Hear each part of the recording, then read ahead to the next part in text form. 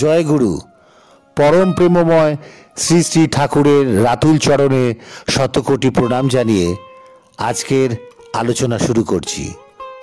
বর্তমান যুগে প্রযুক্তির উন্নয়ন ও আধুনিকতার ছোঁয়ায় যেমন জীবন সহজতর হয়েছে, তেমনই বেড়েছে কর্মব্যস্ততা ও প্রতিযোগিতার চাপ।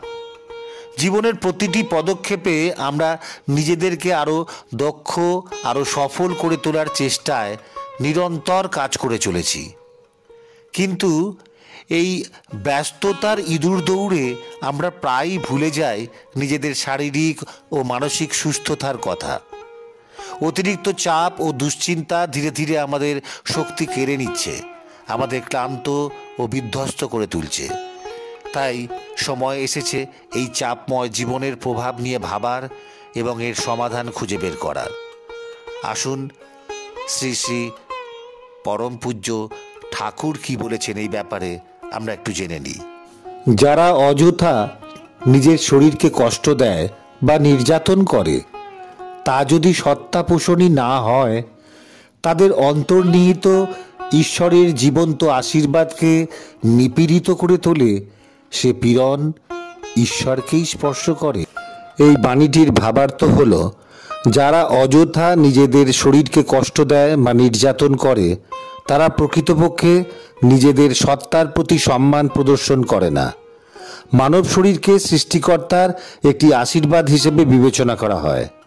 ঠাকুর বলেছেন, এই শরীরের যত্ন নেওয়া এবং তা সঠিকভাবে ব্যবহার করা ঈশ্বরের প্রতি কৃতজ্ঞতা প্রকাশের মতো। যখন কেউ নিজের শরীরের প্রতি নিষ্ঠুরতা করে, তখন তা ঈশ্বরের আশীর্বাদকে অবমূল্যায়ন করার শামিল হয়। এই আত্মনিপীড়ন আসলে ঈশ্বরেরই অনুভূতিকে আঘাত করে, কারণ প্রতিটি জীব ঈশ্বরেরই অংশ।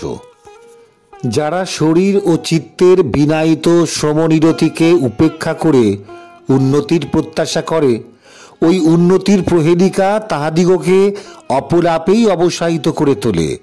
শরীর ও চিত্তের সুসংগত প্রয়াসশীলতাই মানুষকে উৎক্রমণশীল করে তোলে। ওই সঙ্গতি যেখানে যতখানি অবজ্ঞাত হয়, মানুষ অবসন্নতা অভিনিবেশীয় হয়ে থাকে সেখানে তেমনই। এই বাণীটিতে ঠাকুর বলেছেন, যারা কঠোর পরিশ্রম ও মনোযোগ দিয়ে কাজ করার প্রয়োজনীয়তাকে উপেক্ষা করে অথচ উন্নতির আশা করে, তারা আসলে বিভ্রান্তির পথে হাঁটে। উন্নতি কখনোই অলসতা বা দায়সারা চেষ্টার মাধ্যমে অর্জিত হয় না। ঠাকুর এও বলেছেন, শরীর ও মন উভয়েরই সমন্বিত প্রচেষ্টা মানুষের প্রকৃত উন্নতির মূল চাবিকাঠি। যেখানে এই সমন্বয় ও নিষ্ঠার অভাব ঘটে, সেখানে মানুষ অগ্রগতির পরিবর্তে ক্লান্তি ও হতাশার শিকার হয়। স্বাস্থ্য যেমন ক্ষুণ্ণ হতে থাকে, অস্বস্তির উপদাহ তেমনি বর্ধিত হয়ে পড়ে। নজর রেখো স্বাস্থ্যকে সমীচীন ব্যবস্থা ও ব্যবহারে সুন্দর করে তুলতে। উপদাহ ক্রমে ক্রমে অন্তর্ধান লাভ করবে। এখানে ঠাকুর বলেছেন, যখন আমরা আমাদের স্বাস্থ্যকে অবহেলা করি বা সঠিক যত্ন নিই না, তখন স্বাস্থ্যের অবনতি ঘটতে থাকে। এর ফলে শরীর ও মনে অস্বস্তি, অসুখ বা কষ্ট বৃদ্ধি পায়। তাই আমাদের উচিত শরীর ও মনকে সুস্থ রাখতে যথাযথ পরিচর্যা, নিয়ম এবং ভালো অভ্যাস অনুসরণ করা। যত্ন ও সঠিক ব্যবস্থাপনার মাধ্যমে শরীরকে সুন্দর ও সুস্থ করে তুললে এই অস্বস্তি এবং অসুবিধাগুলো ধীরে ধীরে কমে যাবে এবং জীবন হবে প্রশান্তিময়। স্বাস্থ্য রক্ষার এটাই প্রকৃত পথ। স্বাস্থ্য, স্বস্তি ও শিক্ষাকে কোনো প্রকারেই গলাচিপা করে রেখো না। বস্তুর বাস্তব বিনয়নে সঙ্গতিশীল তাৎপর্যের সহিত ওই স্বাস্থ্য, স্বস্তি ও শিক্ষা যাতে সমীচীনভাবে সুতে সৎ সমৃদ্ধ হয়ে ওঠে, অসৎকে নিরোধ করে তা করোই কি করো, নয়তো তোমাদের কিন্তু খাবি খেয়েই চলতে হবে। তাই সতর্ক নজর রেখো। এই অংশে ঠাকুর বলেছেন, স্বাস্থ্য, স্বস্তি এবং শিক্ষাকে কখনো অবহেলা বা অবদমন করা উচিত নয়। এগুলো মানুষের জীবনের তিনটি গুরুত্বপূর্ণ উপাদান, যা উন্নতি ও সাফল্যের পথকে প্রশস্ত করে। জীবনের প্রতিটি কাজে সমন্বিত প্রচেষ্টা এবং সততার সাথে এগুলোর যথাযথ চর্চা করতে হবে, যাতে স্বাস্থ্য সুস্থ থাকে, মন প্রশান্ত হয় এবং শিক্ষা সঠিক পথে পরিচালিত হয়। যখন এই তিনটি উপাদান যথাযথভাবে পরিচালিত হয়, তখনই জীবনে সুস্থ, সৎ এবং সঠিক সমৃদ্ধি অর্জিত হয়। অন্যদিকে যদি এগুলোর যত্ন না নেওয়া হয়, তাহলে মানুষ জীবনের প্রতিটি ধাপে বাধা ও সমস্যার সম্মুখীন হবে। তাই এই তিনটি বিষয়ের প্রতি ঠাকুর সর্বদা সচেতন দৃষ্টি রাখা অত্যন্ত জরুরি বলেছেন। শরীর, মন ও কৃতিসম্বেগকে ব্যতিক্রম দুষ্ট হতে দিও না। স্বভাবশিষ্ট অনুচলনে যেমন চলতে হয় তেমনি চলতে চেষ্টা করো।